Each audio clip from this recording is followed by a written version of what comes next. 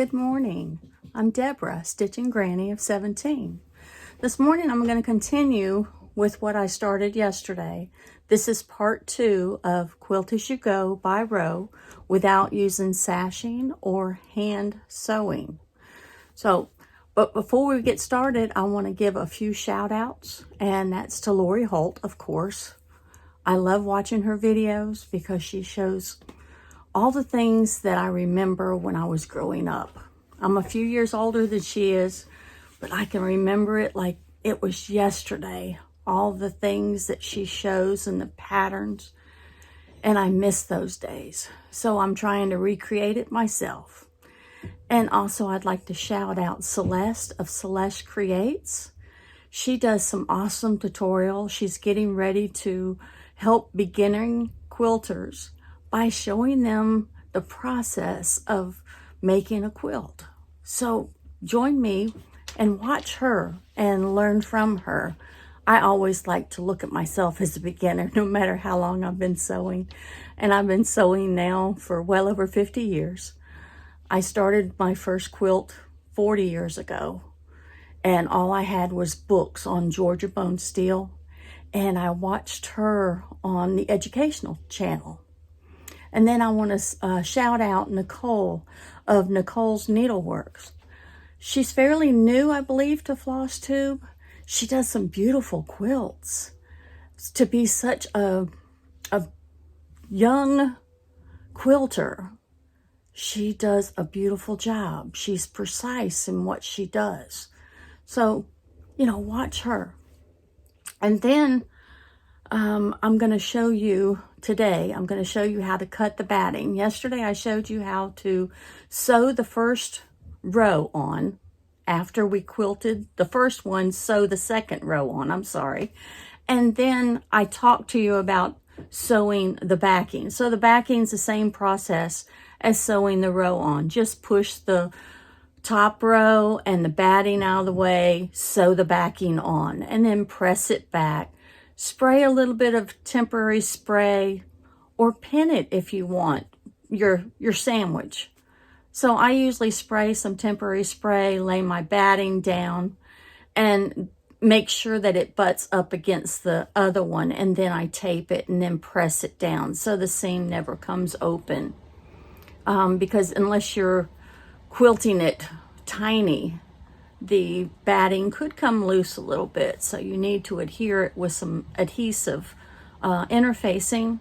You can either buy it on a roll, or you can buy it by the yard at your local craft store or quilt shop and cut it in strips yourself and then iron it on. And then I'm going to show you where to start quilting.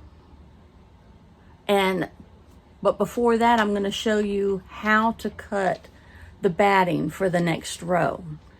The process of it, what I do, and, just to help you figure it out, I figured I better show you what I do when I cut the batting. I usually go big or go home, but remember, you can do this row by row rather than doing it 2 rows at a time. So if you do it row by row, generally your rows are 12 to 14 inches because you may add sashing. So if you add sashing to a 12.5-inch strip, you're looking at 14 to 16 inches. But at a 6-inch throat space on a regular machine, a regular home machine, it's still not a problem. So don't be afraid to tackle it. You can cut your batting a little short, or you can cut it a little long, and I'll talk to you about that in just a little bit. I want to welcome y'all. Please hit the subscribe and the thumbs up, so it helps get my video out, so maybe some other quilters will be able to be helped by this. All right, I'm going to end this right now, and then you'll see me start up by showing you the process of how I cut the batting. Okay, here we are in my cutting studio, aka the master bathroom. It happens to be approximately 14 by 14, so it gives me a little bit of room to be able to open up and have a cutting surface. I can use this to baste my quilts, but I take this table outside when I want to spray baste. All right, the first thing I'm going to do is measure the row. All right, we know how long it is because we did that when we were joining our quilts, our quilt blocks. So now we're going to measure the height of it, and it's 24 inches. So I want to cut my batting at least 22 inches, but like I said, I go big or I go home, and I've already joined the batting on the second row. This is actually for my third row. So I'm gonna go a little big because, like I said, I decided I'm gonna add a border. So I wish I would have done that all the way around because it would have made things easier, but you can still do it in the same process that you do by adding the rows. So I'm gonna take this and I'm measuring about 33.5 inches. So then I'm gonna take my ruler and put one of these lines at the edge of the quilt batting so you can make sure you're drawing a straight line. And then take a Crayola marker, a children's Crayola marker that's water soluble, and take it and just draw a line along your ruler. Slide it down and draw some more lines. And then take it and cut it with scissors. And unless you have a surface that you can use a rotary cutter, but I don't like to cut my batting with a rotary cutter unless I'm squaring up my quilts. I try to save my mats because the quilt batting kind of gets into them and it ruins the mats quite quickly. So I try to cut my batting with scissors whenever possible. All right, the next step I'm going to show you is basting the batting. I wanted to show you the back that I joined. You saw me join the row. Now this is the second backing that I've added. This was the first one, and I've already quilted it up to about right there. And then I joined this one and I pressed it. Now we got to do the batting. Okay, here's the batting that I laid out.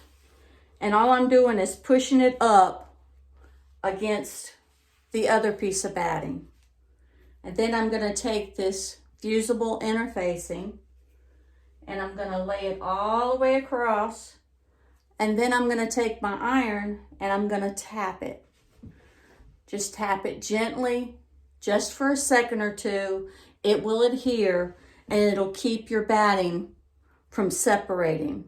You can either do this on the back side of the batting or the front side, even both sides, if you want to be extra cautious. So after you do that, all you're gonna do is spray baste or use pins and lay your backing down and smooth it all down, and then take it in there and quilt it. That's where we're going to meet up again. I'm going to show you where to start quilting, and then I'll join you again when I get ready to add the next row. Here we are at the sewing machine, and I just laid it out. Now it'll get pretty heavy over on the left-hand side, so be sure you have a table beside you so that it can bear the weight and it's not pulling at your needle.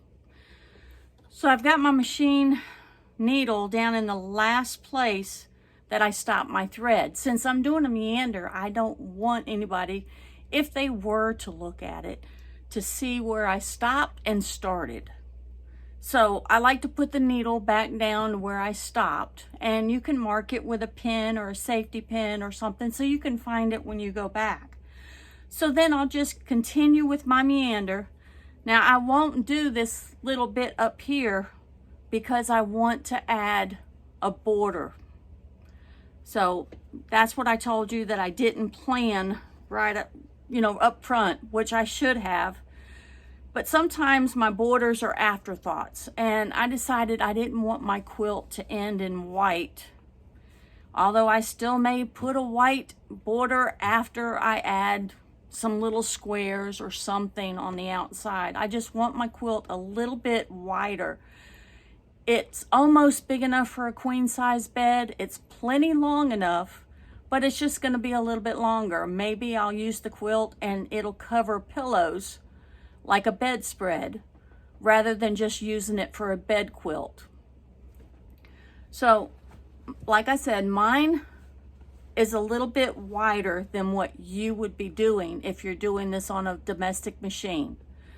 So I've got a little bit more throat space, so I can usually go 33 inches or even more. Usually about the width of fabric is plenty enough, and if I really get desperate and I want to do a whole quilt, I can do a double, usually with no problems.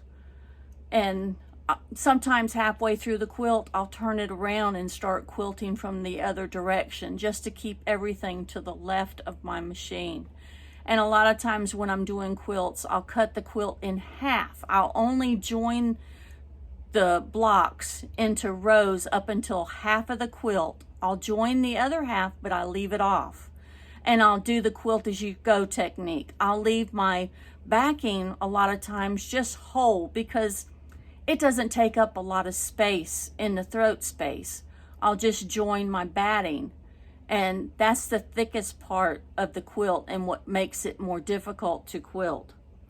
So I'm going to go ahead and quilt this, and then I'll join you again when I get ready to join the last row. Okay, I finished quilting. I'm getting ready to add the next section. This time I'm going to let you see me sew the backing on, and then all I have to do is sew the top row on, and then I'll come back and show you about adding the batting. I'll try to video it from start to finish. I'll do my best. I can't promise, but I'll try. All right, I quilted about 4 3/4 inches away from the edge of my row. So that's a good starting point. So the next time you see me, you'll see me at the machine. I'm gonna go ahead and pin my backs together, so all I have to do is sew them. This is what the back is. And then here's my batting right here. This is where I'll join it to the next one. So I'll see y'all in a minute in front of the machine. Here we are back at the machine. And I wanted to show you what I had to do. I had to add some fabric because my fabric wasn't quite long enough to go from one end of the quilt to the other. So I had to cut the end from salvage to salvage. I only needed about 33 inches according to my other piece of batting that you saw me cut earlier. So I went ahead and cut it, and then I added it on each end. Now I don't have mine pieced or pinned. I would suggest pinning or clipping while you're sewing, but I'm kind of hard-headed and I like to sew without pinning. I'm not a pinner. I've got a walking foot on, so it's pretty much going to come out even, and it'll work out anyway. I'm going to not be able to talk as much while the machine's going because I don't think you can hear me. If I think of anything, I'll stop. Just try to make it to where the fabric is together and put the pedal to the metal and just let it go.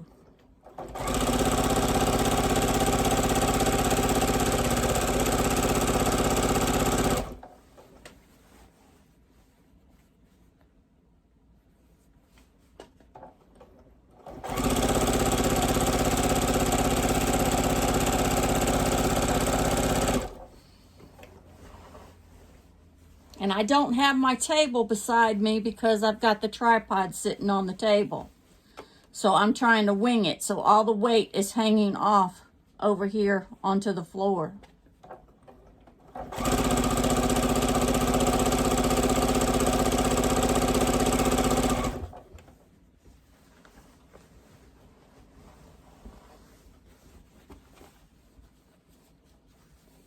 I think the hardest part of this is all the weight that's on the left, but it beats having it all up under your machine where you can't move.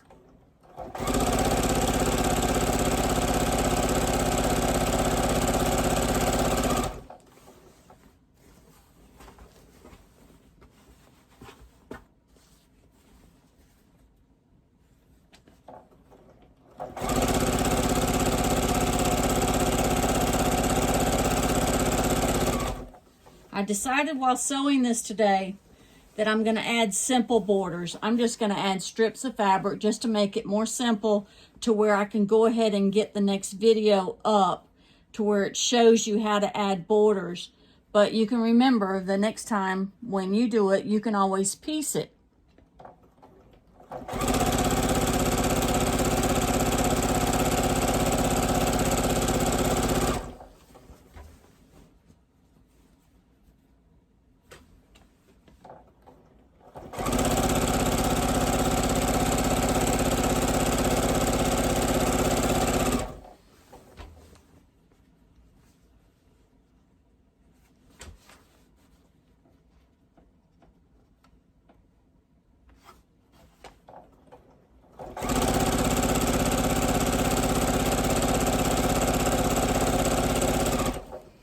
Okay, we're almost at the end.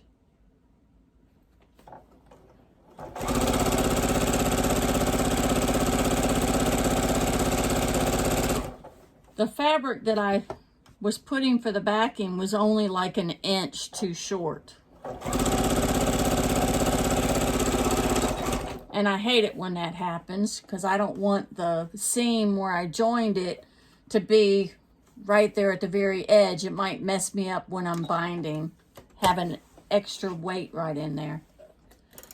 Okay, I'm going to go ahead and get the top row and go ahead and join it, and then I'll meet you back in the cutting studio and show you how to add the batting once again, because I think that might be the most difficult part.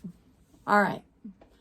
I said that I wasn't a pinner, but when it comes to the top, the rows that I'm sewing together, I will pin. Mainly because I want to make sure that there's no fullness in there and that it's going to come out just right. And it's better to always have your points on top so you can make sure you're not sewing into them too deeply.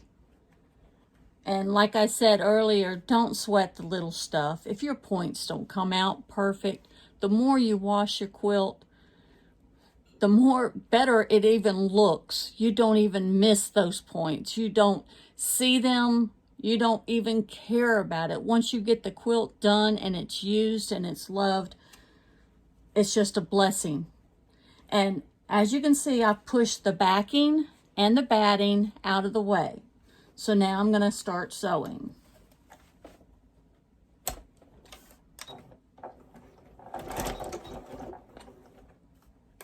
And I always back tack at the beginning, because pulling and stuff on the quilt, I don't want the rows to come undone.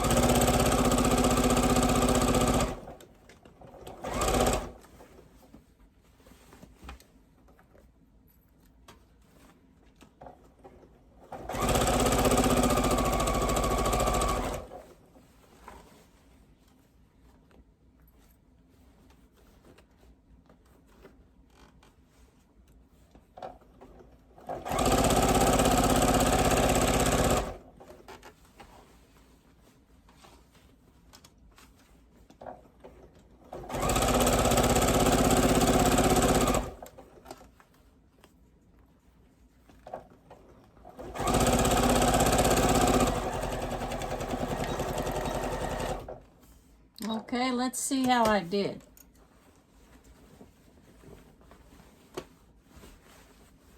Okay, that's where I joined it. Now what I'll do is go press it, and then I'll meet you back in the cutting studio and hopefully show you again how to join the batting. I'm sure my friends are laughing with me when I call this my cutting studio. I believe you make the best of what you have, and right now this is what I have, so I'm making the best of it. This is going to be kind of awkward. I hope the camera doesn't fall. It's sitting up on a table.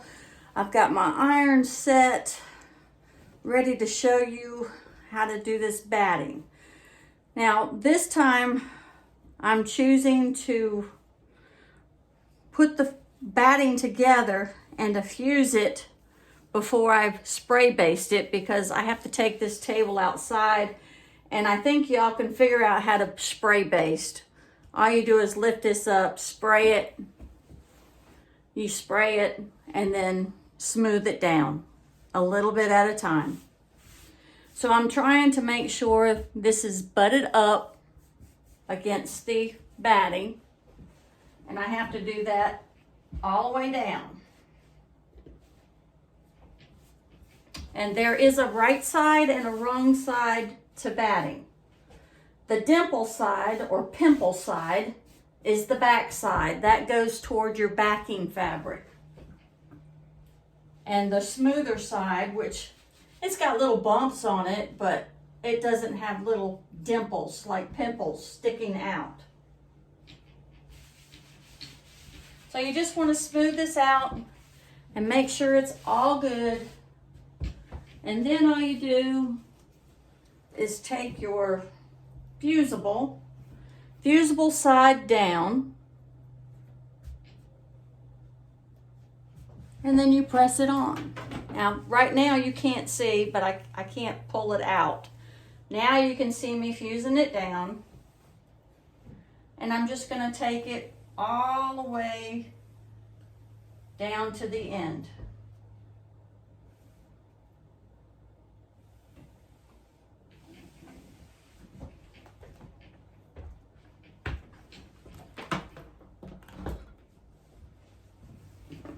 And then I gotta move my quilt. There we go. And I gotta reposition this batting because it was hanging off the side. And just take this all the way down and fuse it.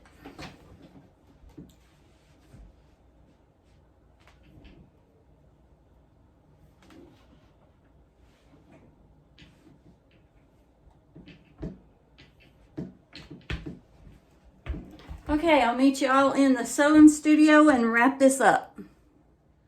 Well, I don't know about you, but I'm tired. That's a lot of heavy work trying to maneuver it, but it's much easier than maneuvering a whole quilt all at one time, especially if you have a smaller throat space on your machine.